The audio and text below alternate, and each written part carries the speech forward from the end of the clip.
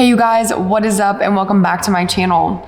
Today we're going to be going over an effective upper body workout for beginners. I'm continuing this beginner series because of course it's the beginning of the year and a lot of people are trying to get back into a really solid routine with their exercise. A lot of those same people haven't been in the gym for maybe like a year or maybe have only gone consistently for a couple months at a time and then stopped. So those few times in the gym, though you might have learned some things, I have a good feeling that you're probably still like, I really don't know what to do. And that might be even part of the reason that those habits in the beginning of 2022 or 2021 never really stuck.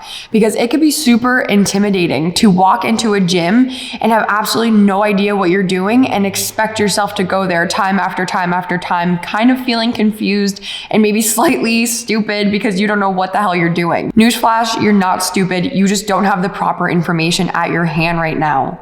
But that's okay because at the end of this video, you will know exactly what to do for your upper body pool day, meaning we are going to be targeting the back, the biceps, a little bit of the shoulders, all that good stuff. And then if you guys still need another upper body day because you're thinking, well, I did the back and biceps, what about my chest and tris and what else? Don't fret because there's also another upper body push day in this beginner series that I made for you guys. So by the end of today's video, you guys will know exactly what to do when you go in for your back and bicep day in the gym.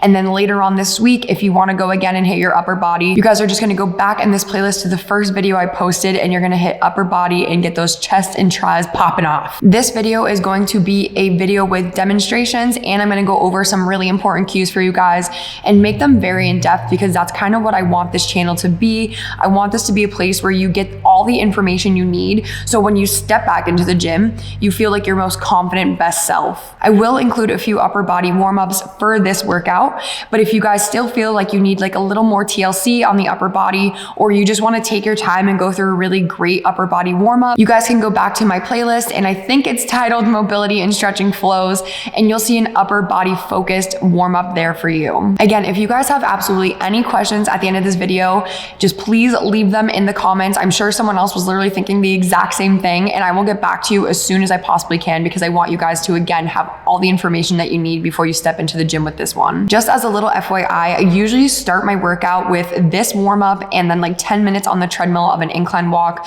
You guys could use whatever type of warm-up that you want, of course, and you could do whatever type of cardio. I just recommend doing at least 5 to 10 minutes of something a little more active than just stretching so that you could really prepare your body for the exercises you're about to do. Okay, let's get started. The first warm-up exercise we're going to start with is shoulder cars. You guys are going to start in this quadruped position and you're going to make a really tight fist with one of your hands. Keeping your shoulders facing the ground at all times, you're going to try to draw as big of a circle as you possibly can with your fist. I usually do 3 to the back, 3 to the front, and then switch over to the other side.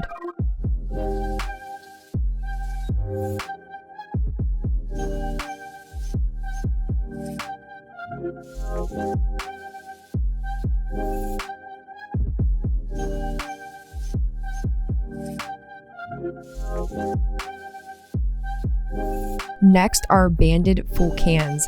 So you're going to keep your hands in the position that I have mine here, like you'd be holding like a glass of milk that you don't want to spill. You're going to bring your arms all the way down and then as you get to the top, you're going to pull that band apart as hard as you can. We're going to take that same exact band, pull it apart from left to right as hard as you can, and then we're going to drive those hands back in between the rib cage and the hip, squeezing those back muscles as we do so.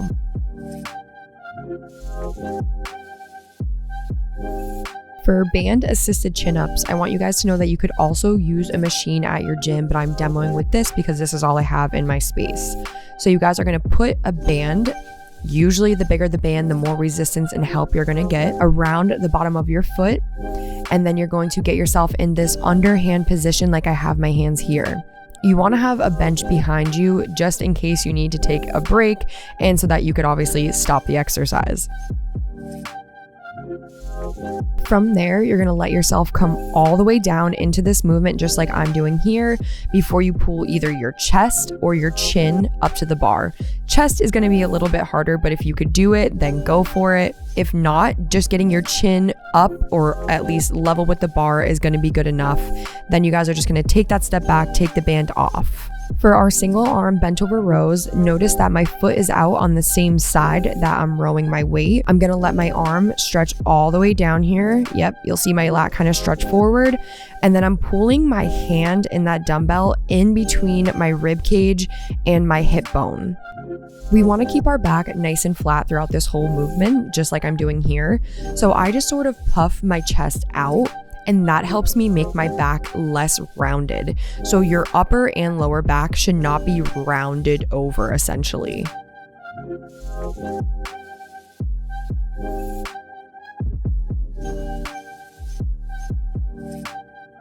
For the lateral raises, you could either do this stagger stance like I'm doing here or stand on both feet. It doesn't matter as long as you're engaging your core and you feel super stable in your stance. With my hands, I'm raising them slightly above shoulder level, so you're probably not going to be able to go super heavy with this exercise, but that's normal and totally fine. You're looking to feel this in your shoulders, so make sure that you're not pulling from your traps, which are those muscles right below your neck, and that your shoulder blades remain down and back locked into place, so you're not letting your shoulders raise up towards your ears to do the pulling.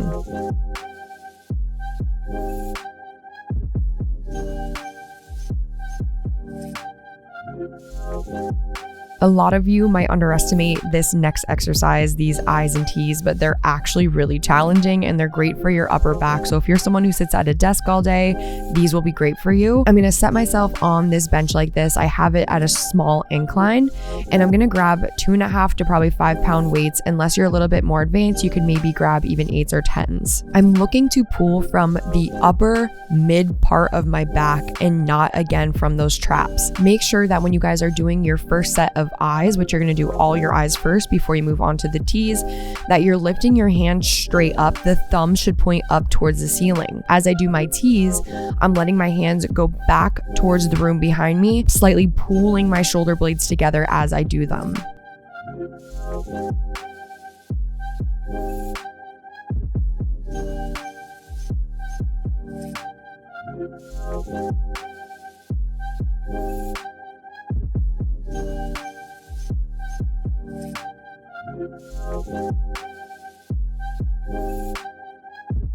For my bicep curls, I'm going to use this straight bar like I'm using right here. Notice that my shoulder blades are down and back, so again, my shoulders aren't pulled up next to my ears, and my elbows are right at the sides of my body and they stay locked into place as I go through this movement. I'm going to allow my arms to completely straighten out at the bottom before I pull that bar all the way up to my nose and focus on squeezing my biceps at the top.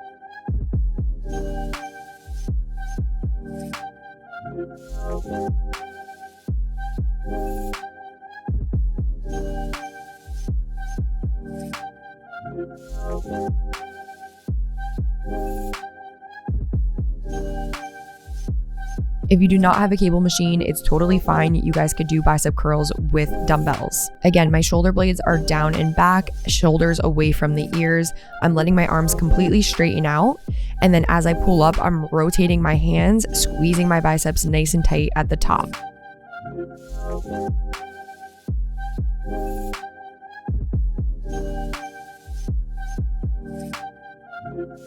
This next exercise is called a dead bug, and you're gonna see in the beginning that I'm going to get my lower back nice and flat on the ground. So I'm rotating my spine and kind of tucking my pelvis under.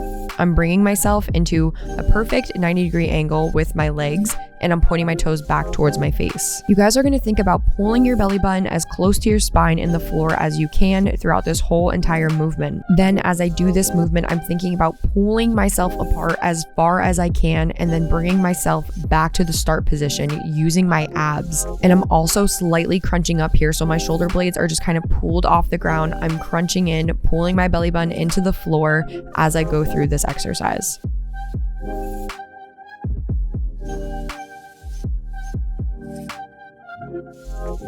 As you guys go through these exercises, I definitely want you to be pushing yourself pretty close to your limits. Meaning as you're going through these exercises, you're thinking, okay, on a scale from 1 to 10, in terms of effort and how much that you're really giving, I want you to be around an 8 to a 9 in your effort. If this is your first time doing this workout and it's your first time in the gym and forever, maybe bring yourself closer to like a 6 or a 7 so that you don't wake up the next day and literally hate yourself and me. If this video resonated with you and really helped helped you out, I'd really appreciate it if you guys just gave this video a like so I know to keep making videos like this for you. And of course, if you're looking for more content like this, you guys could just subscribe to my page. This beginner series is not over and we still have quite a few videos left to post here. I appreciate you guys watching this video so much, and I hope to see you guys on the next one.